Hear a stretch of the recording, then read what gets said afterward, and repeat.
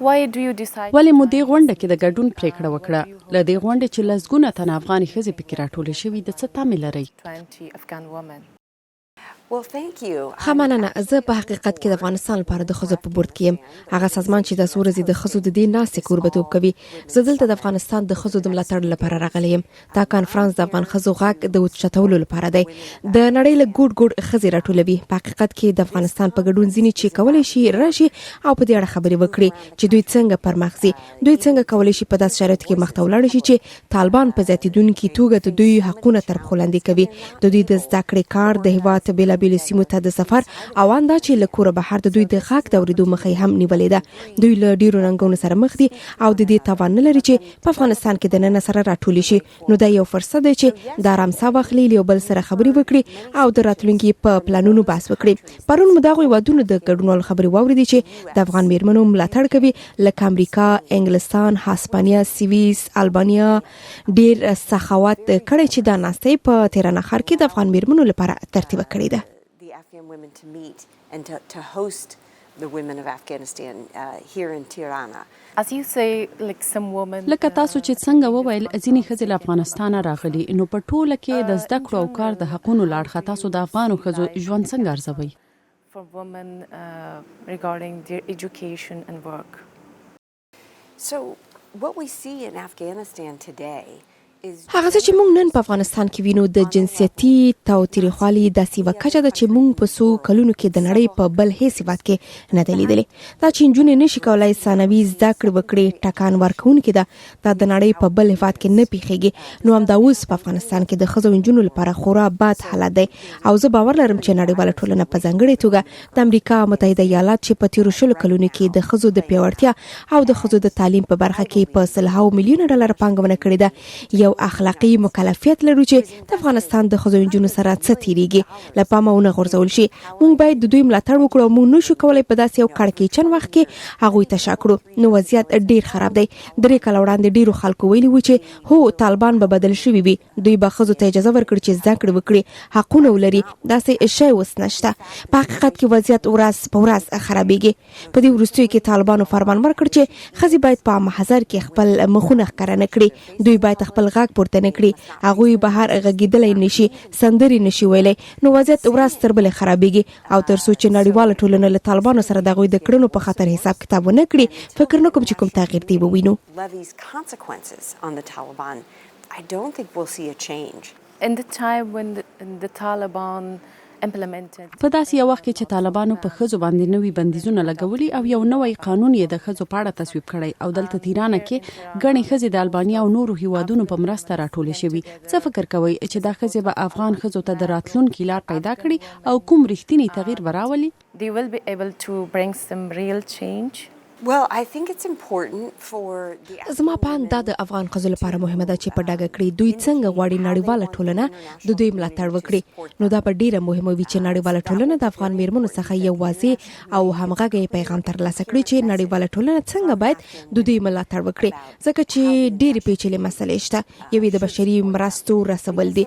دا څرګنده ده چې ډیری افغانان کړيږي، دوی نړیوالو مرستو ته اړتیا لري او دا چې د مرستې څه ډول ورسیږي خورا مهمه دي، ځکه چې په افغانستان کې داسې اندېښنې شته چې د مرستو ډیره برخه د طالبانو جیبونو ته ځي. نو دا یوه مسله ده چې افغان میرمنې پکې برخه اخیستلی شي. دوی کولی شي توازن معلوم کړي.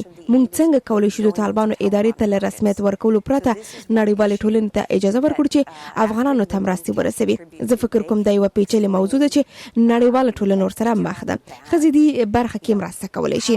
همدارنګه ښځې په دې کار کولی شي چې څنګه افغانستان کې دننه له سره منسجم شي، څنګه سولهییز غږ پورته کړي، ښایي ان له طالبانو سره اړیکه ونیسي، ممکن نارینه واچوي چې د ښځو د حقونو ملاتړ وکړي. دا ډیره مهمه ده. دا هغه شی دی چې باید بحث پرې وشي. دا هم وایم چې نړیواله ټولنه باید یقیني کړي چې پر ښځو د طالبانو ظلم او ستم عادي ونه ګڼل شي. متاسفانه د دوحې درېیمه ناسته یادونه باید وکړم. کله چې نړیواله ټولنه له طالبانو سره د ښځو د بشري حقونو له مطرح کولو پرته خبرې وکړي، دوی په یو شکل هغه څه طالبان تر سره کوي عادي کوي. نو زه فکر کوم چې د نړیوالې ټولنې لپاره د یوه ننګونه ده. what the Taliban is doing. So I think that is the challenge for the international community. What do you think about څه فکر کوئ چې افغان رسنۍ د داسې غونډو د جوړېدو په تړاو څه کولای شي؟ داسې غونډې چې ښځې پکې راټولې شي، افغان رسنۍ پکې څه کولای شي؟ Afghan media, what they can do? I think زما پاند تر ټولو ښه کار چې افغان رسنۍ کولی شي چې حقیقت راپور کړي او زه فکر کوم چې دا خورا مهم دی. د ازادې اروپا ازادي راډیو په څیر رسنۍ کولی شي هغه څه چې واقعا پیښیږي راپور کړي. له بده مرغه هلته ډیر زیات غلط معلومات او ناسم معلومات شته. ما نن سهار یو ټویټ ولوست چې پکې یو چا دا کنفرانس طالب پلوه بللی و.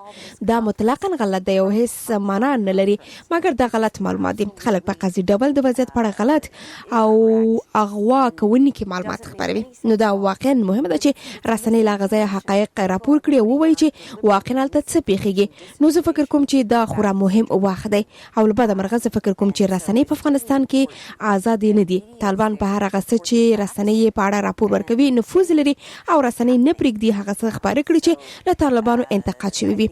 نو زه فکر کوم چې دا په افغانستان کې دننه یو ډیر ستونزمن رسنیز چاپیریال دی او دا یو له هغو ننګونو څخه ده چې موږ ورسره مخ یو. And this is one of the challenges that we face. How do you think څه فکر کوئ چې د افغان ښځو د حقونو موضوع د سیمې د یوې لویې سیاسي مسلې په توګه امریکا او نړیوالې ټولنې توجه ورواړولی شي؟ such as US and also international community? Yes, so زه فکر نه کوم چې د ښځو پر وړاندې د طالبانو ظلم د کلتور په اړه دی. زه فکر نه کوم چې دا د مذهب په اړه دی. زه فکر کوم دا یوازې د واک خبره ده ځکه که طالبان د افغانستان د ښځو پر وړاندې دا ډول وحشیانه سیاستونه ترسره کړي او نړیواله ټولنه ولاړه وي او هیڅ ونه کړي نو طالبان داسې بریښي چې دوی نه دي مات شوي او د افغانستان پاتې وګړي باید دوی ته کتار ودرېږي. نو دا په خلکو ته د تسلط او په خلکو کې د ویرې د خپرولو په اړه د هغوی تګلاره ده او دوی ښیي چې کولی شي د نړیوالو نورمونو څخه بهر په دومره خطرناکه کړنو لاس پورې کولی شي او بیا هم تاسو پوهیږئ دوی ته هیڅ عواقب نه لري. زه فکر کوم چې دوی هیڅ کوي دا خبره دوی ته نور قدرت هم ورکوي او نور هم واکمنېږي او دا واقعا د مذهب یا کلتور خبره نه ده. دا د قدرت موضوع ده. And it's really not about religion or culture. It's about power. د امریکا په حکومت کې د تاسو د تجربې په اساس څنګه د امریکا پالیسۍ د افغان ښځو د ملاتړ او د هغوی د وضعیت د ښه والي لپاره کارول کېدای شي؟ So unfortunately in the US له بده مرغه په امریکا کې افغانستان سیاسي شوي دي. البته د 2020 کال په اګست کې د امریکایي ځواکونو وتلې وه فاجعه وه. دا په خورا بد ډول اداره شو او زما په اند دې موضوع د متحده ایالتونو په نړیوال شهرت باندې داغ پرېښود او جمهوریت غوښتونکي دا د ولسمشر بایدن او د بایدن هریس ادارې د انتقاد لپاره کاروي. نو دا یوه ډیره سیاسي مسله ګرځېدلې ده.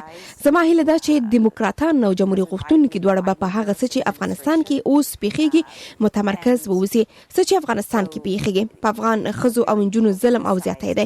نو زما هیله دا ده چې جمهوریت غوښتونکي او دیموکراتان یو شان د افغانستان د ښځو لپاره ودرېږي. دا کومه سیاسي مسله نه ده، دا د بشري حقونو مسله ده. دا هغه چا لپاره چې په نړیوالو بشري حقونو باور لري باید د افغان ښځو او نجونو په ملاتړ ودرېږي. نو له بده مرغه زه فکر کوم چې موږ به لږ تر لږه په متحده ایالاتو کې د نومبر تر ټاکنو پورې د افغانستان په اړه یو سیاسي بحث وکړو.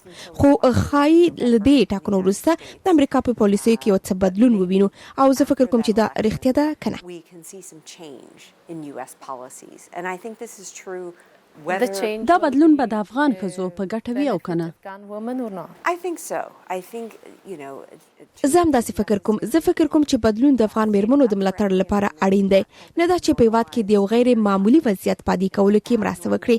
د افغان میرمنو طالب عزت سیاستوالو غږ اوچتول ملاتړ به نظامي نه وي خو د طالبانو د سیاستونو له مخالفو مشرانو سره به سیاسي مرستې وشي او له غیر طالب مشرانو سره به خبرې وشي. زما په باور دا ډیره مهمه ده چې واضح شي طالبان د ټول افغانستان استازیتوب نه کوي. دا چې ډیر افغانان شته چې د دوی له تګلارو سره د دوی له ایډیالوژي سره اختلاف لري او موږ باید له دغو افغانانو څخه واورو. طالبان د ټاکنو له لارې واک ته نه دي رسیدلي نو د افغانانو له ملاتړ څخه برخمن نه دي. دوی د افغانانو اراده نه تمثیلوي، خپل فکر او اراده د افغانستان په خلکو تحمیلوي. their own ideology and their own will on the people of Afghanistan. In the world now, including نړۍ کې د افغانستان د کړکېچ په شمول ګڼ نور تحولات هم روان دي. غزا کې جګړه روانه ده، اوکراین کې هم جګړه ده. افغان میرمنې څه کولای شي چې د افغان میرمنو او د هغوی د ننګونو په اړه د نړیوالو سازمانونو پام جلب کړي؟ especially their challenges?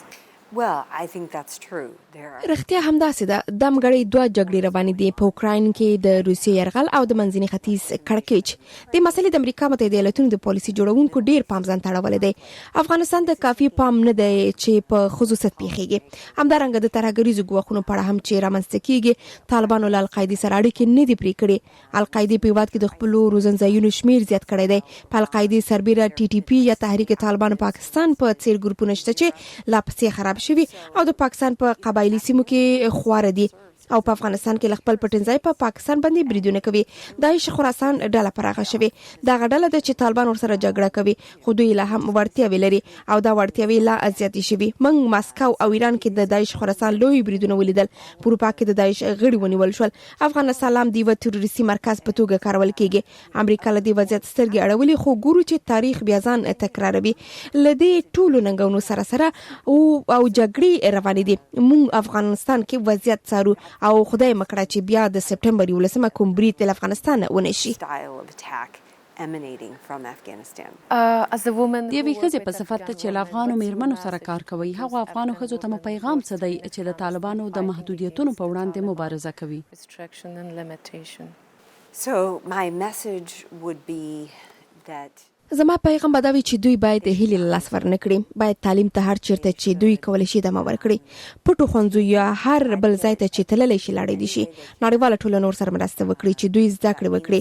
نړیواله ټولنه او نړیوالې موسسې هم افغانستان کې شته. نړیواله ټولنه کار کوي چې ټولې افغانې میرمنې د سوات زده کړې وکړي. نړیواله ټولنه که موږ ګڼو یو چې هغوی مو نه دي هېرې کړي موږ به له هغوی سره مرستې ته دوام ورکړو چې له دې نه منونکي ظلم سره مبارزه وکړي. unacceptable repression that they're facing. How the Radio Free Europe ازادي راډیو څنګه کولای شي د ټولو افغان میرمنو اړوند موضوعګانې تر پوښښ لاندې راولي؟ how we can cover Afghan women issues. Well, I think it's important to دا مهمه ده چې افغانستان د نن د افغان میرمنو کیسې وورو. دا غسدي چې د ازادي اروپا راډیو کولای شي دا چې د غوي کیسې او د افغان میرمنو د ورځنی ژوند انزور وړاندې کړي. هغه څه وایي اندېښنې څه دي کورنۍ کې او له کوره بهر دا ډیره مهمه ده. دا مهمه ده او کولای شي د یو درس په توګه اغیزمن وي چې افغانانو ته خبر ورسول شي. دا غسدي چې ازادي راډیو کولای شي دا مهمه ده او افغان میرمنو سره به مرسته وکړي چې رښتیا ورته ویل شي چې چیرته کیسې نړیوالې ټولنې ته ورسول شي دا بل ټول نړۍ سره د افغان میرمنو او ښځو د وسلې و لاروي. دا غسدي چې ازادي راډیو کولای شي. that is the role that RFERL can serve.